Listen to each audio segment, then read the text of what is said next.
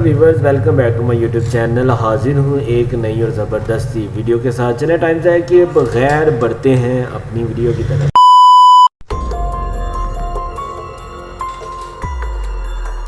Somalia के पास hijack हुए जहाज को लेकर एक बड़ी अपडेट सामने आई है। जानकारी के मुताबिक जहाज पर सवार भारतीय दल सुरक्षित है और मरीन कमांडो मार्कोस ऑपरेशन के लिए तैयार है।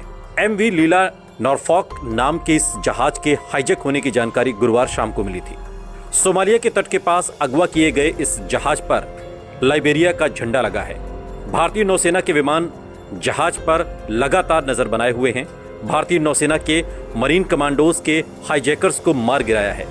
सामने आया है कि 15 भारतीयों और किडनैप जहाज एमवी लिली नॉरफॉक पर सवार सभी चालक दल सुरक्षित हैं।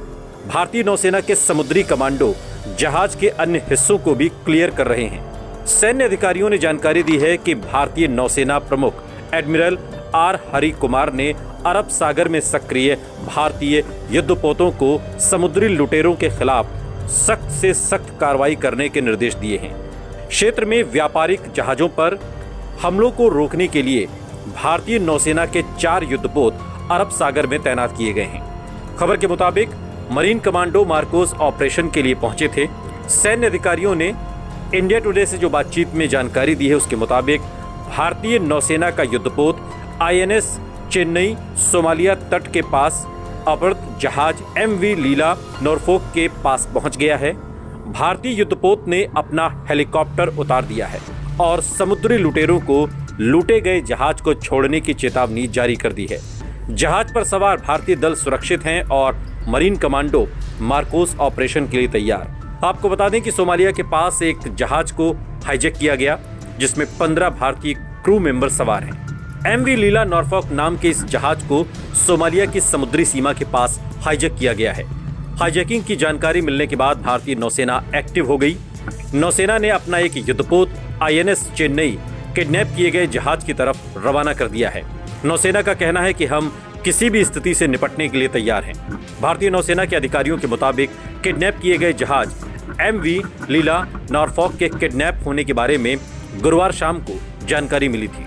सोमालिया के तट के पास अगवा किए गए इस जहाज पर लाइबेरिया का झंडा लगा हुआ है। भारतीय नौसेना के विमान जहाज पर लगातार नजर बनाए हुए हैं। क्रू मेंबर के साथ कम्युनिकेशन स्थापित किया गया है। सभी क्रू मेंबर जहाज के अंदर सुरक्षित हैं। सोमालियाई तट पर अवरुद्ध जहाज एमवी लीला नॉरफॉक को बचाने के लिए भारतीय नौसेना का खतरनाक युद्धपोत आईएनएस चेन्नई भेजा गया था। इसमें मार्कोस कमांडो सवार थे। आईएनएस कोलकाता क्लास का स्टेल्थ गाइडेड मिसाइल डिस्ट्रॉयर है। 2016 में नौसेना की ताकत बना हुआ है। इस जंगी जहाज का ध्येय वाक्य है शत्रु संहारक। 7500 टन डिस्प्लेसमेंट वाले इस जंगी जहाज की लंबाई 553 फीट है, बीम 57 फीट की है और अधिकतम 56 किलोमीटर प्रति घंटे की गति से चल सकता है। 6 तरह के आधुनिक सेंसर से लैस, 3 तरह के इलेक्ट्रॉनिक वॉरफेयर और डेकॉय सिस्टम से लैस, 32 बराक 8 और 16 ब्रह्मोस मिसाइलों से लैस है। एक OTO Melara 76 mm naval gun, 4 AK-630 CIWS, 4 torpedo tubes, 2 RBU 6000 anti submarine rocket launcher से ये लैस है। ये ऐसे गन सिस्टम है जो चुटकियों में दुश्मन को छलनी कर सकते हैं।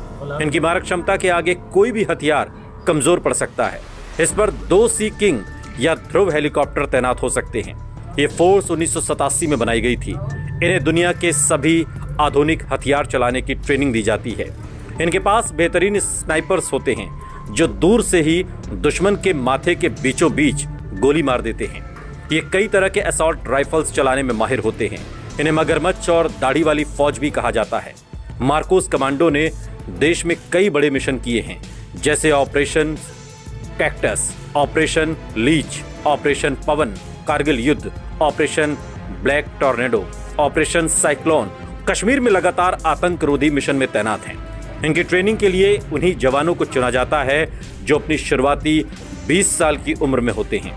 इनकी ट्रेनिंग सिर्फ समुद्र में नहीं होती, इसके अलावा राजस्थान, तवांग, सोनमर्ग और मिजोरम में होती है।